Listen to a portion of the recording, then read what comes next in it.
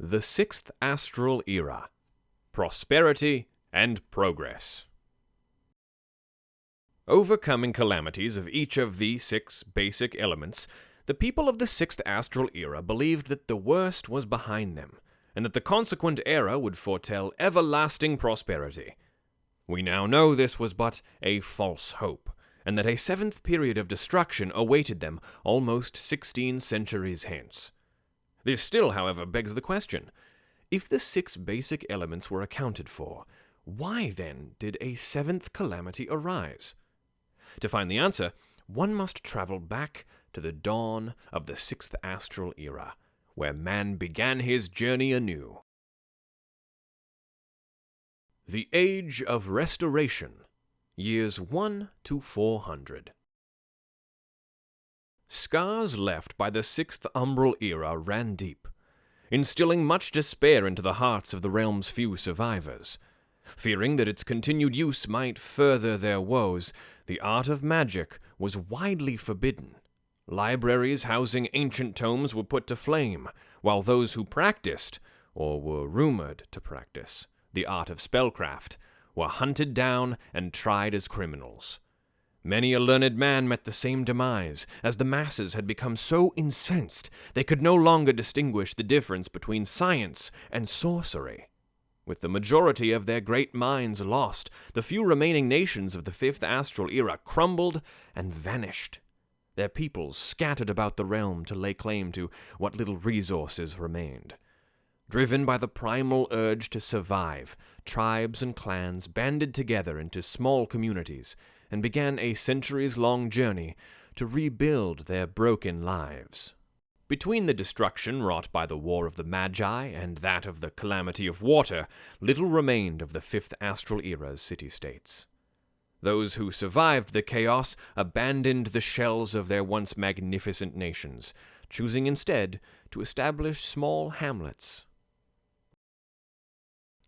The Age of Communion, years 400 to 1000. 400 years removed from the Great Deluge, Eorzea's population finally began to experience a resurgence. Immigrants from islands beyond the Blood-Brine Sea, as well as the eastern continents of Othard and Ilsabad, arrived in Aldenard in droves. 3 great migratory waves of Hure also inflicted irreversible change on Eorzea's population distribution. Racial tension reached its peak at this time, with individual races seen gravitating to certain city-states to escape persecution. The Elazin to Ishgard in the highlands of Kurthis, the Lalafell to Beladia in the deserts of Thanalan, and the Rugadin to Limsalaminsa on the island of Vilbrand. However, even this was not without its problems. It was only a matter of years before infighting amongst the Lalafellan royalty of Beladia resulted in the nation's fall, and its bifurcation into 2 new city-states, Ul'dah and Sil'Di. That is not to say, however, that the period was devoid of racial harmony. Their banishment from the Black Shroud by the spirits of the forest worked towards strengthening the bonds between the Hure and the Elazin living in the Black Shroud, ultimately leading to their joint establishment of the underground city of Gelmora. The ruins of Beladia. Descendants of Maki mages sought to escape persecution through the founding of Beladia. As a result, the forbidden black magics of their forebears did not die out, and were instead cleverly integrated into their worship of the sun goddess, Azema. Ishgard. Ishgardian scripture teaches that King Thordan answered the call of Halone to lead his people to the Promised Land in Kurthis 1,000 years past, which would place the area's settlement around the latter half of the 6th century. This, however, has since been proven by historians to be erroneous, as newly unearthed evidence dates the Elazin's arrival in Kurthis at least 200 years earlier. The Age of Strife, years 1000 to 1300. For the next several hundred years, the city-states exhibited steady progress as they continued to grow and gain power. When they sought to expand their claim on surrounding lands, however, new complications arose. Territorial feuds betwixt neighbors led to heightened tensions in the outlands. Indigenous beast tribes such as the kobolds and the Ixal, infuriated with those whom they perceived as invaders, began to rise in defiance, despoiling the land in protest. Unable to put aside their differences, Ul'dah and Sil'Dee waged a petty war until neither side could remember why it was they fought at all.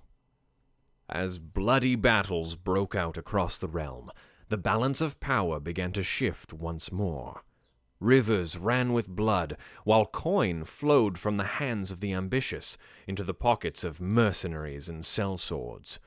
Ul'dah emerged as rulers of Thanalin after finally conquering their sister city-state and reducing it to rubble. The warring tribes of Girabanya were at long last brought together by the Highland Hure clan and joined to form the city-state of Alamigo. Advancements in shipbuilding techniques strengthened Limsa-Lominsa's dominion over the seas, while increased dealings with the lands beyond Eorzea transformed the maritime city-state into a wealthy melting pot of cultures. After many long years of developing the art, the people of Gelmora finally succeeded in using conjury to achieve communion with the spirits of the Black Shroud, and convinced the elementals to grant them residence in the forest. It is also at this time that the spirits, angered by the violent actions of the Ixal, sent the tribe into exile beyond the Black Shroud's protective barrier, the Hedge. Free to emerge from their underground refuge, and rid of the troublesome Ixal, the people of Gelmora established a new city-state, Gridania. Not all residents of Gelmora chose to leave the caves in which their people had resided for centuries, expressing distrust towards the elementals who had driven them underground in the first place. Those few Elezen who refused to leave the city would, in time, become known as the Duskwights. The Age of Stability, years 1300 to 1500. Weary of fighting, the people of Eorzea sought to mend bonds that had grown torn and frayed over the centuries. Aggressive tactics were abandoned for diplomacy, and inter-city-state commerce was restored. As technology and culture were shared, the nations experienced a prosperity unseen since the Fifth Astral Era. The city-states of Limsa-Lominsa, Gridania, Ul'dah, Ishgard, Alamigo, and Sharlayan matured, and became the focal points of Eorzean civilization. Peace, for once, finally prevailed in the land. However, the opening of these doors eventually led to the closing of others.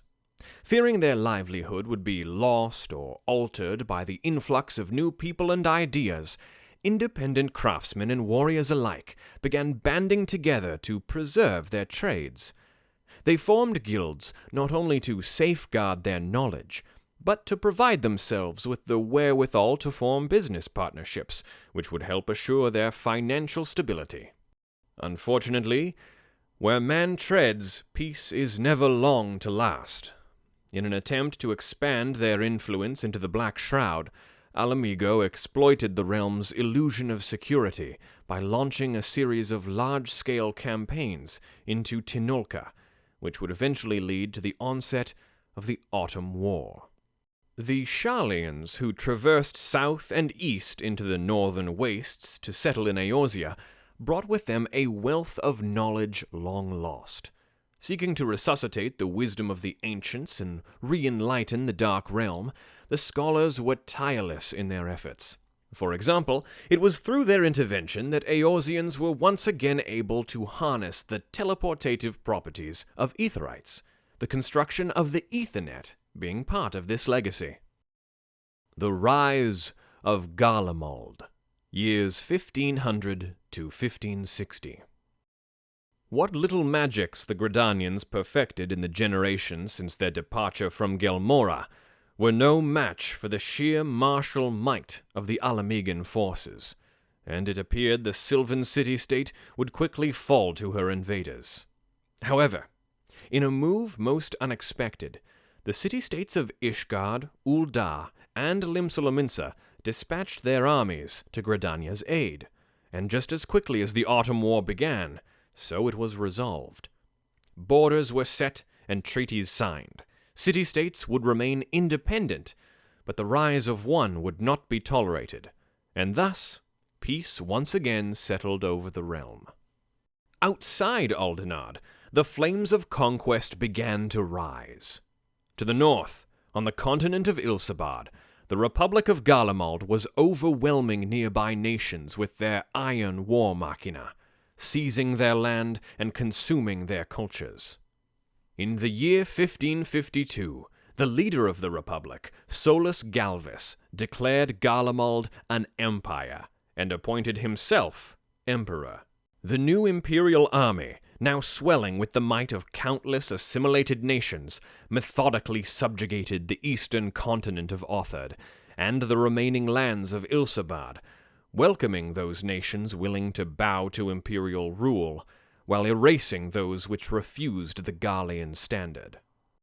With 2 of the 3 great continents now under its control, the Gallian Empire set its sights on Aldenard, and in the year 1557 sent the 14th Legion to conquer Alamigo, in the first step to bring Eorzea's people under imperial rule. Next chapter: The Root of Consequence.